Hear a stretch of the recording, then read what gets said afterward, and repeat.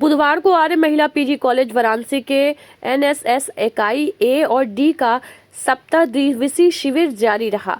Unit A के दुर्गाकुंड मलिन बस्ती और यूनिट डी ने बनकटी हनुमान मंदिर भेलुपुर में अपने कार्यक्रम आयोजित किए।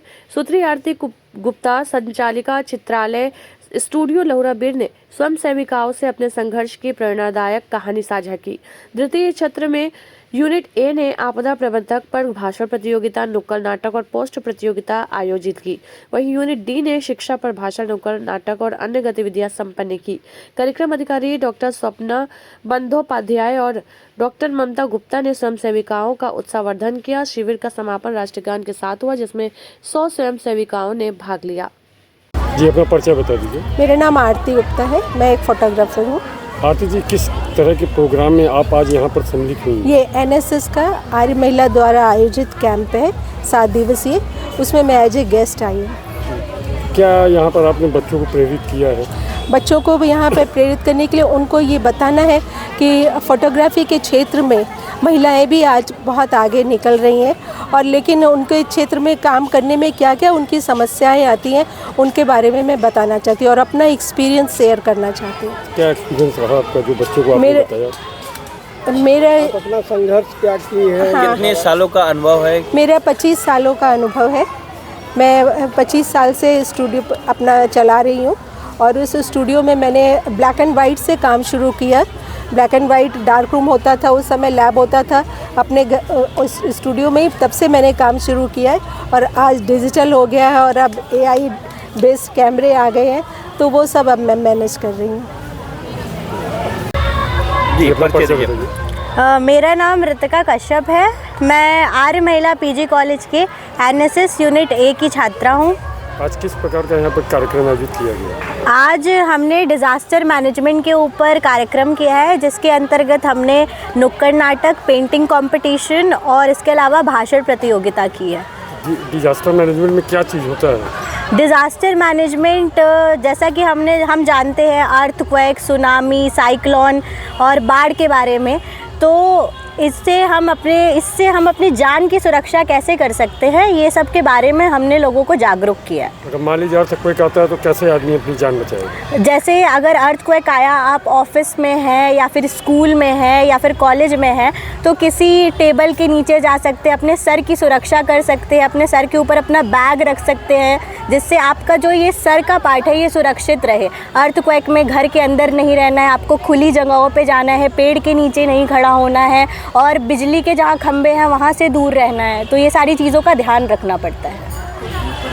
मैं डॉक्टर सपना बंदोपाध्याय आर्य महिला पीजी कॉलेज की असिस्टेंट प्रोफेसर हूँ, और मेरे अंडर में एनएसएस यूनिट ए है, जिसकी मैं कार्यक्रम अधिकारी हूँ।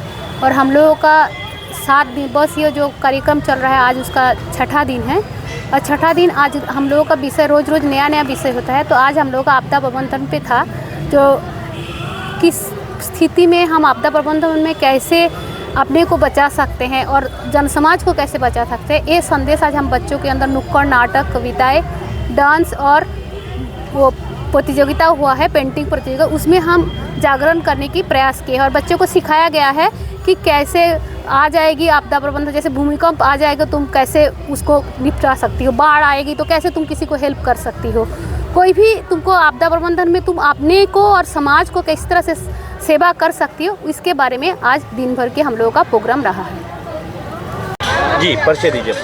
जी, मैं ममता गुप्ता आर्य महिला पीजी कॉलेज के डिपार्टमेंट ऑफ फिलॉसफी के हेड हूँ, और यहाँ पर यूनिट राष्ट्रीय सेवा योजना की यूनिट डी की कार्यक्रम अधिकारी भी हूँ। आज कौन सा दिन है, किस तरह के कार्यक्रम आयोजित किए गए? आज हमारा एक कैंप चल रहा है बनकटी हनुमान मंदिर क्षेत्र के मलिन बस्ती में, और वो 7 दिवसीय शिविर है, आज उसका 6वां दिन है। आज किस तरह के प्रोग्राम में आयोजित किए हैं? आज यहाँ पर एजुकेशन के ऊपर कार्यक्रम का आयोजन किया जा रहा है, जिस पर कि हमारी लड़कियाँ जो है यहाँ की स्वयं सेविकाओं ने एक नुक्कड़ नाटक की भी प्रस्तुति दी है, जिसका विषय था कि महिलाओं को शिक्षा क्यों आवश्यक है। इसके बाद महिला और लैंगिक समानता पर एक भाषण प्रतियोगिता का भी आयोजन हुआ। ठीक। कि आप सभी को पता है कि आज हम लोग आपदा प्रबंधन के प्रति सभी लोगों को जागरूक करने निकले हैं। जैसा कि आप सभी जानते हैं कि आपदाएं एक प्रकार की नहीं होती, अनेक प्रकार की होती हैं। भूकंप, बाढ़, भूखमरी, महामारी, ये सब आपदाएं कब आ जाएं ये कोई नहीं जानता है। तो अगर कभी आप भूकंप महसूस करें तो भूकंप कभी कभी लोग उसको इग्नोर कर देते हैं कि अरे ये तो बहुत हल्का झटका है, इसमें क्या ही करना। लेकिन जैसे ही आपको हल्का झटका भी महसूस हो, आप अपनी सुरक्षा की तैयारी जल्दी करें। या तो आपके आसपास जो भी टेबल या कोई ऐसी सख्त चीज़ है जो आपके सर को बचा सकता है, तो सबसे पहले अपने सर को बचाएं, क्योंकि मानव का मस्तिष्क सबसे ज़रूरी और सबसे कोमल पार्ट है, जो कि अगर क्षतिग्रस्त हो गया तो उसके जीवन की आशा बिल्कुल नहीं बचती। और अगर कोई सख्त चीज़ नहीं मिल रही तो आप जल्दी से जल्दी अपने घर से बाहर निकले, किसी आसपास जो खुला स्थान हो वहाँ जाएं।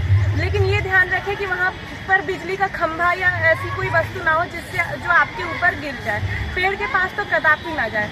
उसके बाद अब बाढ़ आती है। बाढ़ जैसा कि हम लोग देखते हैं कि बाढ़ कभी भी आ जा रही है पर्वत क्षेत्रों में, या जहाँ जो भी क्षेत्र नदी के किनारे बसे हैं, तो बाढ़ से बचने के लिए हम ऐसे कोई उपाय नहीं कर सकते। बट जब भी बाढ़ आए तो अपने ज़रूरी वस्तुओं को थोड़ा इकट्ठा करें, और जो भी सबसे उच्च स्थान हो आपके आसपास वहाँ जाके अपना ये कोई शिविर लगाएं। और सरकार कोई ना कोई मदद जब तक आप तक पहुँचा दे तो आप लोग आपस में एक दूसरे की मदद करें। भूस्खलन जैसी आपदाएं पर्वतीय क्षेत्रों में बहुत देखी जाती हैं।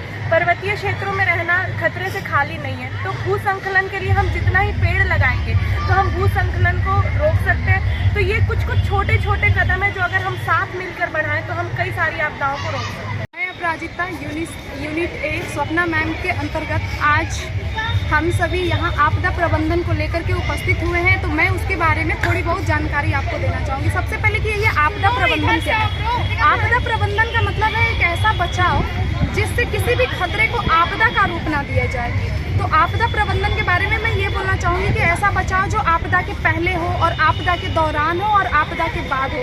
इससे क्या होगा कि हमारे आसपास के जान माल की सुरक्षा होगी और हमारी बहुत सारी बहुमूल्य वस्तुएं जो बच जाएंगी, खराब होने से बच जाएंगे। आपदा प्रबंधन के लिए सरकार बहुत सारी ऐसे अभियान चला रही है, जैसे स्टेट लेवल पे अगर देखें तो SDRF है और सेंट्रल NDRF है। तो NDRF जितना प्रिकॉशंस दे रही है उन सारे प्रिकॉशंस को ध्यान देना है और ध्यान देते हुए और हम सभी को सीखना है कि NDRF किस तरह के प्रिकॉशंस लगाती है। उसके साथ ही आपातकालीन से पहले जो किट बनाए जाते हैं सुरक्षा को लेकर के, उस किट को बना के रखें। धन्यवाद।